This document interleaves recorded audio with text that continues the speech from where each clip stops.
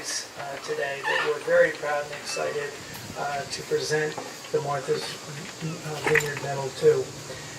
As the premier storyteller of the history, art, and culture of Martha's Vineyard, the Martha's Vineyard Museum created the Martha's Vineyard Medal in 2009.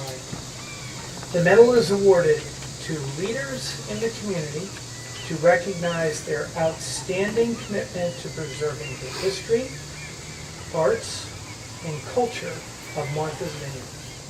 Recipients demonstrate leadership on Martha's Vineyard in at least one of the following areas, many multiple: historic preservation, fine and performing arts, literature, community activism, and education. This year's recipients, and there are 3, and they will be presented by 3 people to honor each of the 3. But I will tell you, there are 3. Len Butler, Robert Douglas, and Catherine K. Mayhew.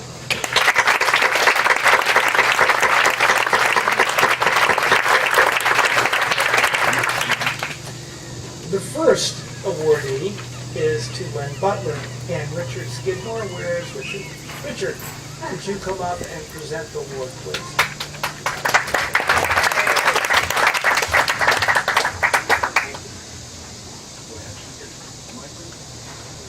Sure. We can do it together. All right. Great. Well, hello.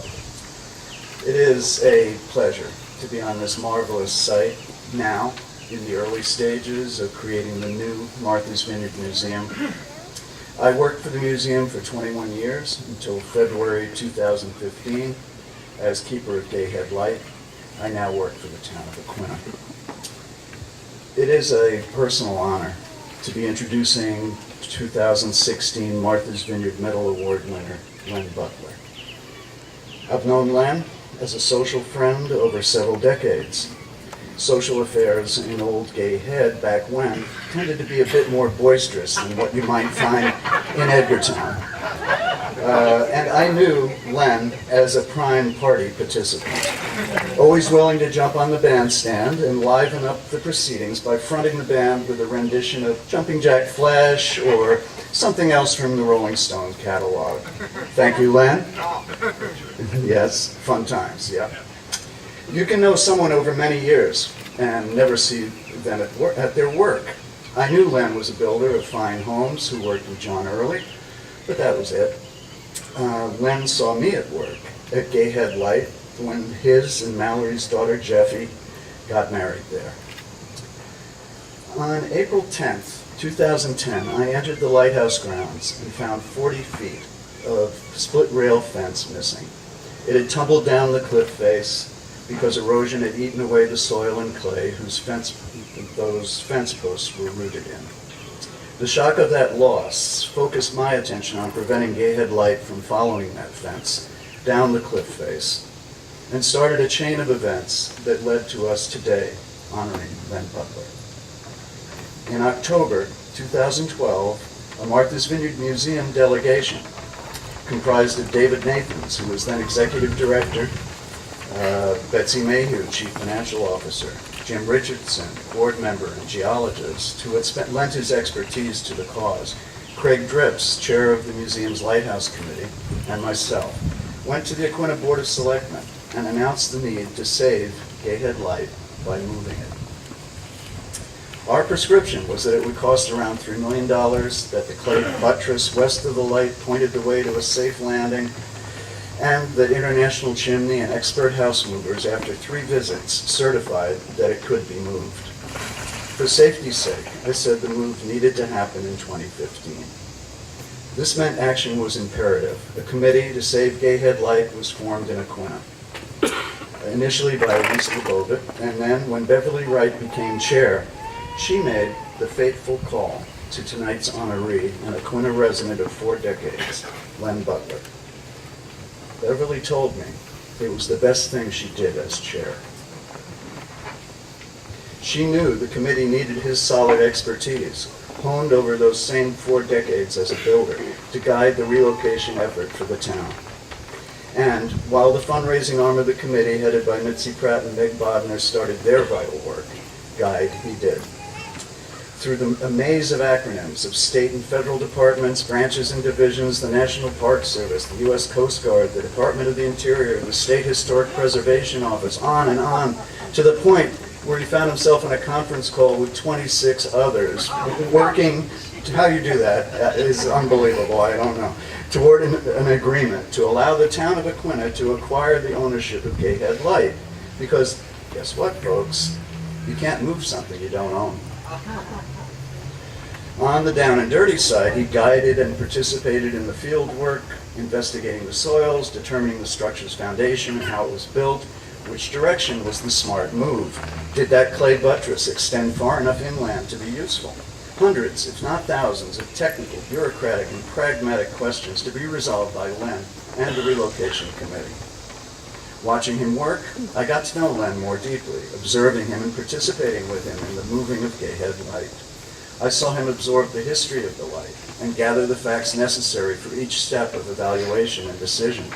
He called in favors from his years of working in the building trades, and the goodwill he had accrued greased the wheels of this massive effort. In late May of last year, over the 3 days of the actual move, Len was in his element. The bureaucratic necessities taken care of for the moment. He was all over the job site, jumping jack flash. In hard hat and safety vest, he bopped about, consulting and trading one-liners with cigar-chomping expert house mover President Jerry Matiko. And Len was measuring, estimating, checking on the many elements of this now in-process engineering feat he had shepherded for more than 2 years. On the third day of the move, May 30th, 2015, when Len yelled, "Stop!" Gay Head Light had been moved to safety and was now 180 feet from the threat of that cliff edge. There was a pause for a champagne moment, hard hats were thrown in the air, a savoring of the accomplishment. Then, as the crowd began dispersing, Len grabbed his level and slapped it on the brick of Gay Head Light and went around the tower, checking the verticality. He wanted it to stand tall and straight, and made sure over the next couple of days that it did. You can be sure that it does.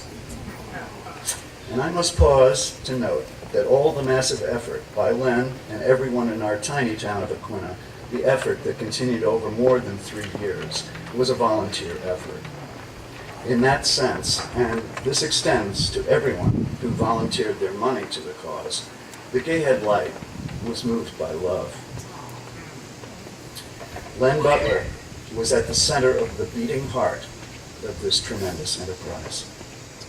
I give you the man who carried Gay Head Light to safety on his back, Len Butler.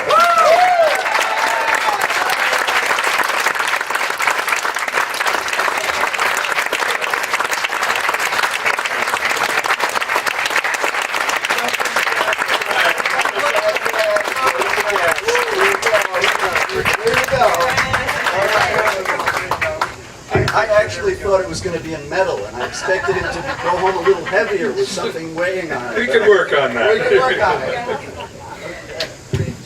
it. Thank you, Richard. Thank you for your kind words of introduction and for being the first to sound the alarm, to call for action. When the word went out and word got around town, we're looking for some people to head up a committee to relocate the light. I saw this as an opportunity to give something back to the town and to the island that I love so dearly and have for the last 45 years. As we all know, Mother Nature can give and at the same time take away. This is one thing we would not let her have. We couldn't just let it topple over the cliffs. So we moved it back safely 180 feet from the eroding edge. I am honored to be counted among the distinguished list of honorees of islanders that have contributed so much to keeping this island and its history and keeping it the unique and special place that it is. I accept this honor in the name of all the many, many people who helped make this lighthouse rescue happen. starting with the hardworking group of 12 planners and fundraisers that comprise the Save the Gay Head Lighthouse Committee, and particularly Meg Bodner and Mitzi Pratt, who raised $3.5 million in a 2-year period. Quite phenomenal.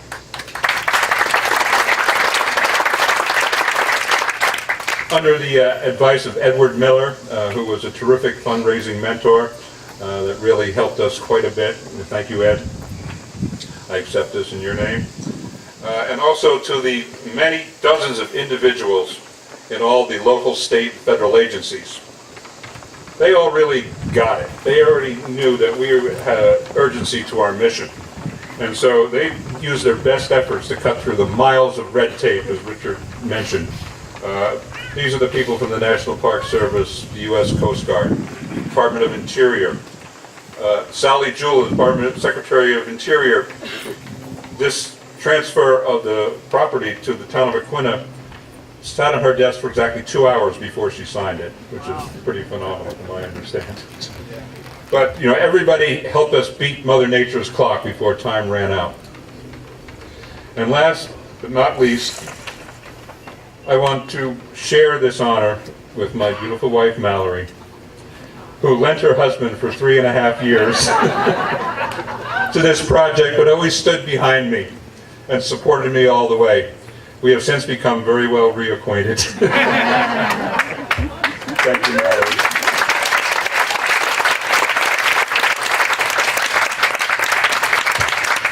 The original wooden structure of 1799 was threatened by the same thing that threatens us today and had to be moved back 75 feet from the cliff edge. This was done in 1844 by an Edgartown contractor, John Mayu, one of the many Mayus that have done so much to this island, at the cost of $387.86. This time around, it cost us about 10,000 times more. As a contractor, I feel sorry for John. I'm sure he lost his shirt on this one. But most of this money was, this couldn't have happened without the financial support of so many. And most of this money was raised from you islanders, summer residents, and individuals who contributed on our website from around the world. But the most significant and most important, in my mind, contribution came from the 6 island towns. We attended all the annual town meetings in 2014, was it, Richard? And seek a portion of their community preservation funds.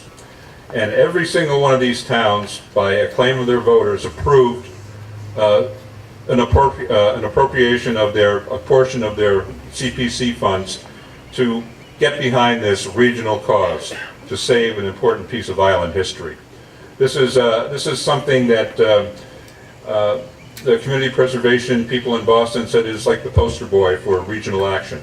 And as you all know, it's difficult to get 6 towns on the island to agree on anything, especially when there's money involved. But this speaks to the shared maritime heritage that the island-wide community has. It was the forefathers of people from Tisbury and Edgartown, you know, all the ship's captains, all the light keepers. They're all connected to this lighthouse. This has been, it couldn't have happened without them, and I'm very gratified by the support of this island. This is Martha's Vineyard first lighthouse. It has stood for the last 217 years, beaming both a welcome and a warning to mariners. And it remains today, through the efforts of all the people involved, sitting proud and tall atop the Gay Head Cliffs. I accept this honor in the name of all those who helped make this happen, and that light shall shine for generations of vineyarders to come. Thank you.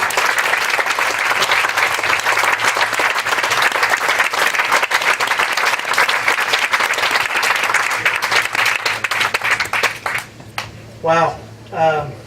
Well, we have 2 fantastic honorees yet to hear about. The next I'm going to say is in that same theme, of mariner history and love of sea and love of ocean. And Denny Wortman is going to introduce our next honoree, Bob Douglas, who I see is in the back. Thank you, my friend. So, Denny.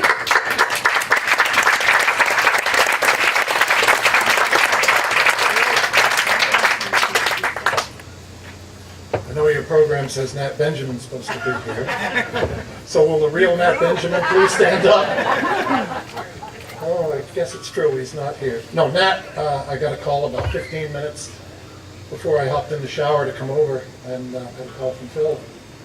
And I guess Nat's homesick and couldn't talk and just wasn't up to it. So Phil said, would you step in? I said, sure, why not? I've known Bob for quite a while. Good old Captain Bob. Probably first met Bob around 1957, 1958. I think at that point he'd just gotten out of the Air Force. Many of you don't know it, but Bob flew F-86 fighters back then. It's a little different than what he's flying these days. But with this great view, and there's something you see out there if you look in the distance. It's called the Shenandoah. Bob designed that, had it built in 1954. Oh, excuse me, 64. I should know that. I happened to be in Maine at the time when it was launched at the Harvey Gammon Shipyard. I was visiting a friend and we went over, and it was the delight to see her launched. It was quite a day. Bob's father christened it, and they had a bagpipe band there. It was really a lot of fun. And she's still going strong today, and we thank Bob so much for that. He really, I wish I had a lot of time to put together history here, and Richard was so eloquent with what he put together. But it's not just Shenandoah that Bob has. What he's done with Alabama, and if you've ever looked in his sheds down there, the other boats that are back there. He's got one of my favorite boats, a Vineyard Haven 15, which I wish he'd get out because I have one I'd like to race against him.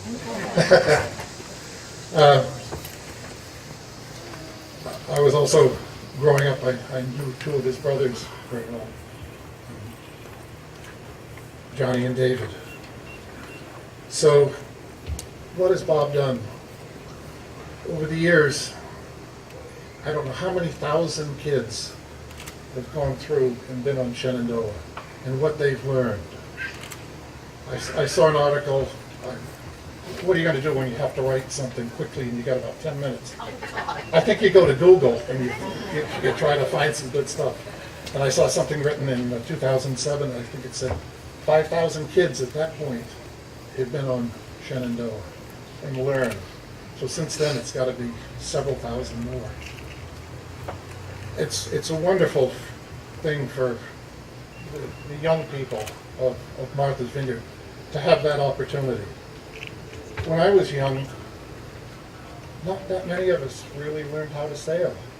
But with what Bob's brought, and also Sail Martha's Vineyard, the kids who live on this wonderful island, so many of them have had that great opportunity to experience being on the water and learning how to sail. And Bob is a real historian, just a good friend, and let's see what other notes I got. Nat did write something, which Phil emailed me, which isn't the eloquent part.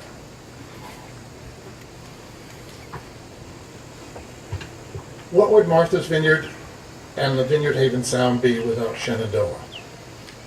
One has to just look out upon the harbor, and living history comes alive. Bob's vision of both Shenandoah and Alabama sailing the seas makes history come alive here on the vineyard. How true is that? His commitment to marine history and to the sharing that with the children of the island is legendary. The island owes much to Bob for his vision and his commitment. Wouldn't it be wonderful to see Shenandoah sailing the harbor and the mighty Marine Hospital in museum, gazing down upon her all restored, sharing the stories of the vineyard with all its children. Thank you, Paul. Thank you very much.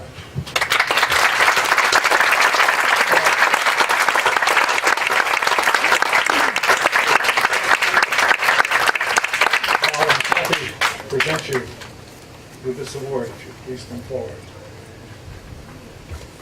Look over your shoulder. There she is. Like magic, folks. It appears.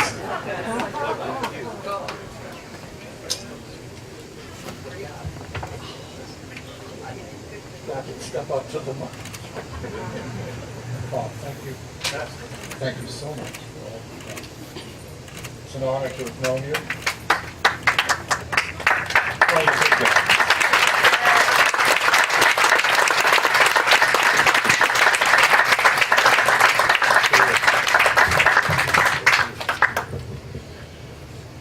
Thank you very much.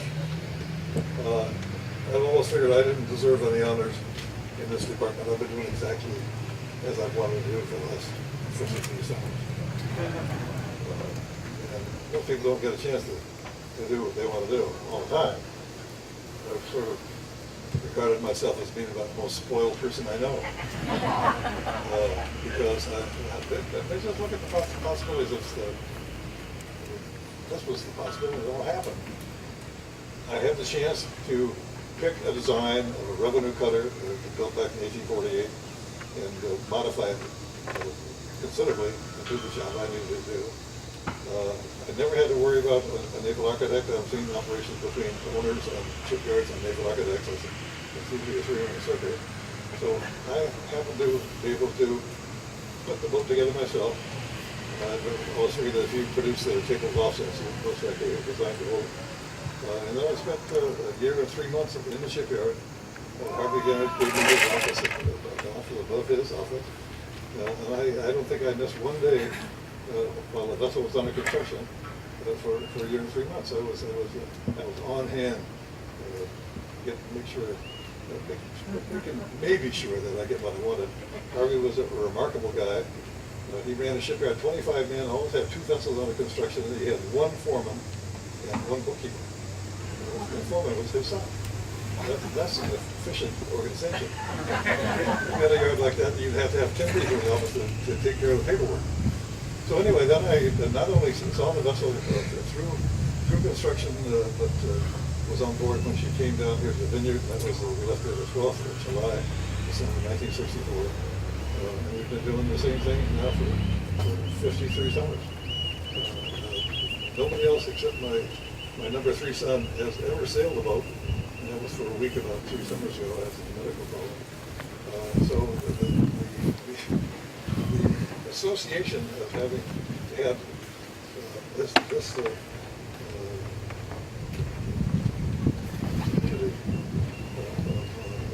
done that very often. I think I'm just utterly unfortunate human being to be at the right place at the right time. I had a dad, could have built myself, and a dad who saw it fit to put some money in the bank as I was growing up. And he said, this is something you can do what you want with it. He never quite understood what I was doing. But he was always supportive. Matter of fact, he always came for the last week to cruises every summer until he couldn't do it anymore. So he really wanted to take a look at the inside of my operation. He was very supportive in that respect. The ability to provide a experience for a bunch of crew, I wish there was something like this been rented back 50 years ago, but there wasn't. And I think I've put about 400 kids through my boat as crew members. I think the figure that it was about 5,000 kids. Of course, I do only kids, 9 to 16, and all of the 5th grades, the vineyard school system. And they talk about things called win-win situations. I wound up big enough to win-win operation by running the boat entirely for kids. One thing I like about it too, most of my crew were all around 20 this summer, and associated with the youngsters, I know those youngsters.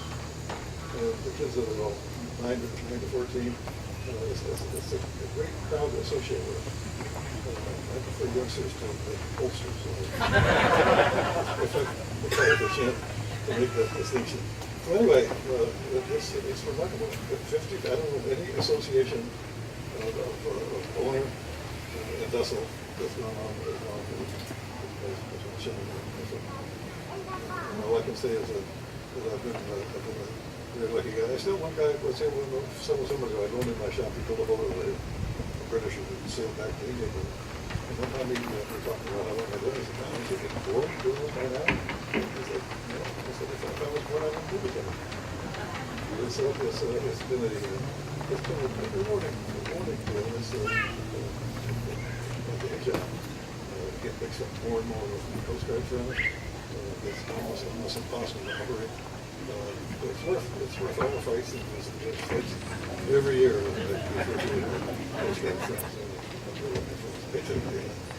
But anyway, Vineyard Haven, as I said, the luckiest part. I tell all my kids, I always get a little chat after breakfast and after dinner. And I meet to them when I got them home in the corral. I said, "You guys know how lucky you are to live, get born and brought up on Martha's Vineyard?" And they're crazy. They're granted it all. But you just have to look a little bit out there at what else in this world. And we are a fortunate crowd. But this is the funny thing. Best island I ever saw. Doesn't live here. I moved here in '58. And all my kids were lucky enough to grow up here on the island too. And they all spent their summers on the schooner. One time we had 6 licenses on the island. Because everybody had through the shame of operation. So I just want you folks to know that I've appreciated the vineyard and all the kids on the vineyard. It's a significant part of my life. You know, a 3-month season doesn't seem like very big expenditure of time on this. It's a full one and a half year operation to getting fitted out in the spring and labor up in the fall. And everybody says you have a 108-foot schooner. What do you do in the winter? Well, it's just, you haven't never had a boat. You can have all the time. You go backwards. So it's turned out to be one of those win-win situations. And I said, I've been lucky as I say, lucky as hell. I've been living on vineyards since 1958. All my kids up here, and I take out all the vineyard kids if I can. That's the fun of high school. Kids cruises like that. Anyway, thank you for saying my kids.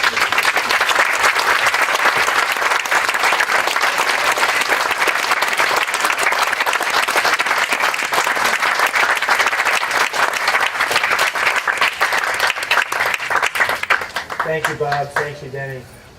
Our next honoree is Catherine K. Mayhew, and Anna, I think Anna Carringer, our curator of exhibits, is going to introduce her. Kay has been with the Historical Society with us for many a year and still volunteers with us. So Anna's going to tell a little bit about Kay.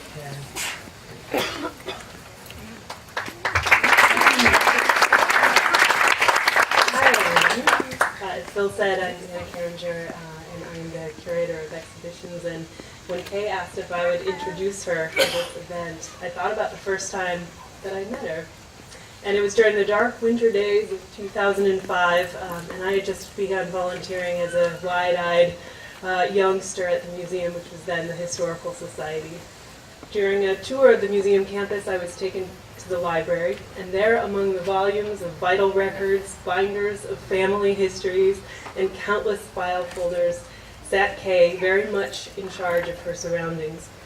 Engaged in a spirited conversation with Art Railton about an obscure branch of one of the many Pease's many family trees, I could tell immediately that this is a woman of great knowledge, and also someone that would put up with very little nonsense. I was immediately impressed and a little intimidated. In the years since, I have looked to Kay countless times for help with research, and Kay, the detective, the archaeologist of family trees, has always found the answer. Kay's relationship with the museum spans nearly 30 years, back to the days of the Dukes County Historical Society. Appointed by board president Bailey Norton and director Marion Halperin, Kay began work as the staff genealogist in 1987. Her husband, Donald, was also involved in the museum and served on the board from 1986 to 1989. Perhaps it was Bailey's keen sense of intuition, or perhaps it was just sheer luck on the museum's part. But in 1989, Kay was asked to join the board alongside fellow luminaries Gladys Wittes, Tom Hale, and Art Railton, among others.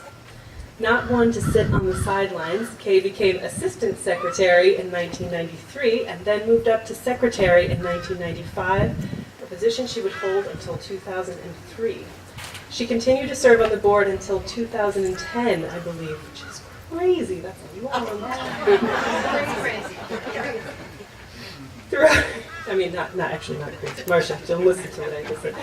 Throughout all of this, she continued to work as the museum's genealogist, a position she still holds today.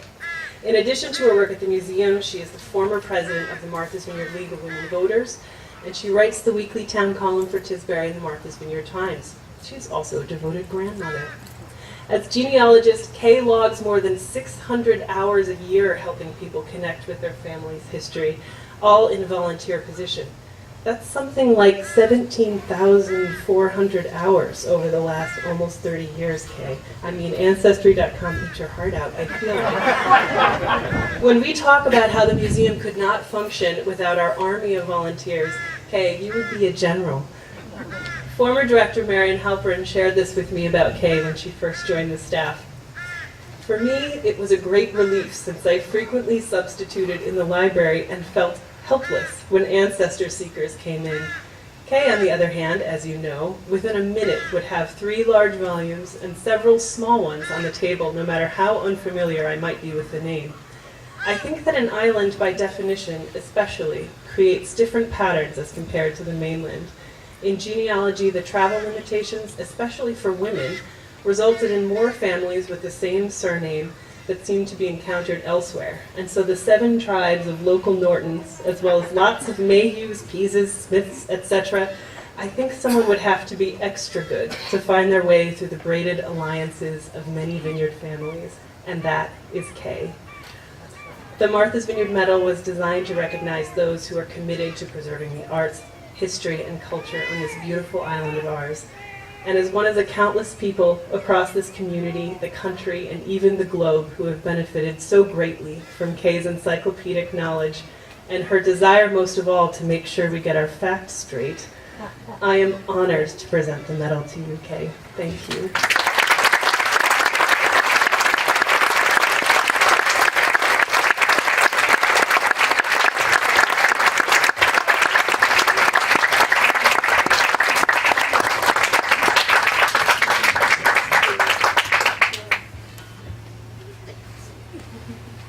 Wow, that's pretty neat. Thank you very much.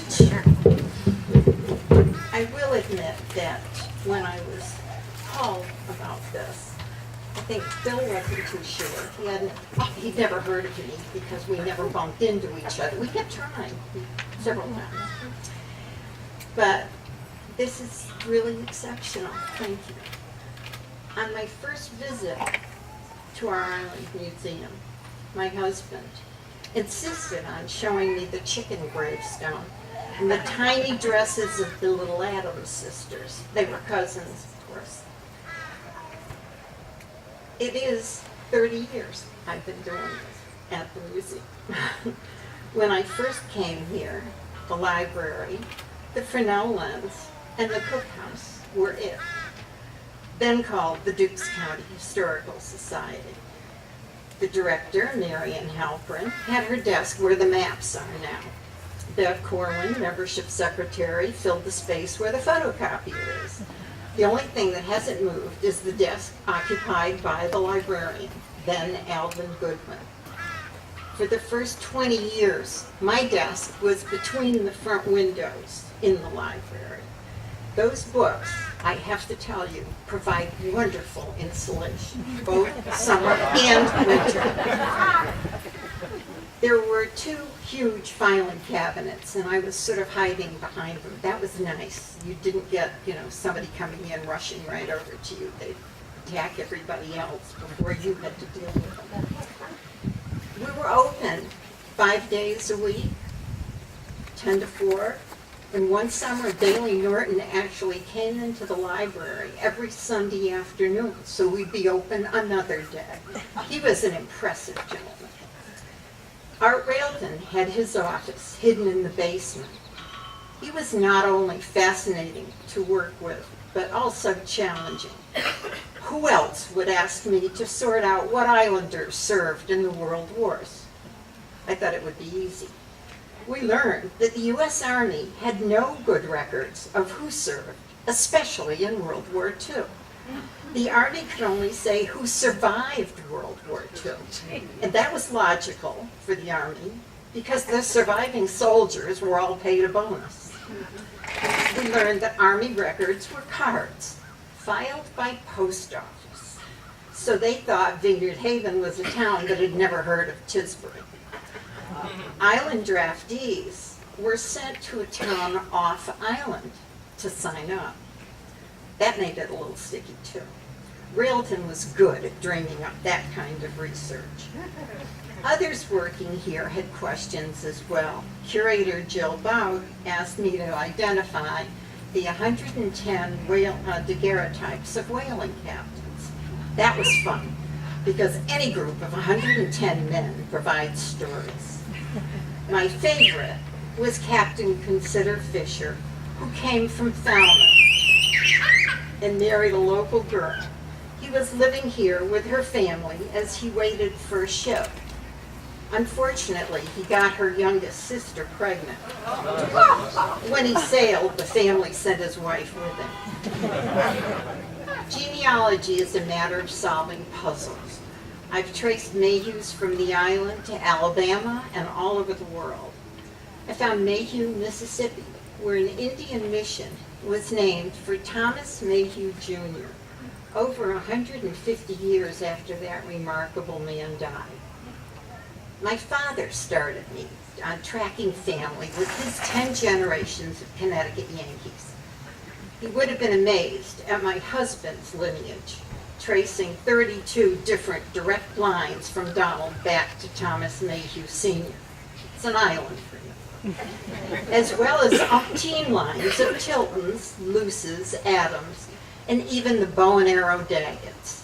That's another good island story. One brother married the daughter of Thomas Mayhew Sr. The other married an Indian maiden, not the one identified in Banks. Most everyone knows that Charles Banks wrote 3 volumes of the history of Martha's Vineyard. Banks rarely gives sources. He does not give full credit to the island historians either. Banks did gather a lot of material with only a few major errors. He claimed young Matthew Luce married 3 women, but then I found his first wife survived him. The Indian maiden he said married the Daggett hadn't been born yet. I have 100 pages of corrections to Banks. I should do something with it. Searching for information on island ancestors, I learned the British Crown offered free land and livestock in Nova Scotia to anyone after the removal of the Acadians. Many families from Germany and the New England colonies, and at least one from Martha's Vineyard, were given farms because the Crown wanted settlers there in case the French returned to Nova Scotia. Wisely, they didn't allow the new settlers to contact anyone in the colonies until after the Revolution. I've thoroughly enjoyed being the genealogist for the Dukes County Historical Society and the Martha's Vineyard Historical Society, also known as the Martha's Vineyard Museum. I threatened Anna with maybe digging out all of my other name tags for all, and I thought that would be a bit much today. As a permanent volunteer, I'd like to mention that you have a wonderful staff supporting your museum. I can also say this has been true for at least 30 years. Thank you for all the memories and for this honor.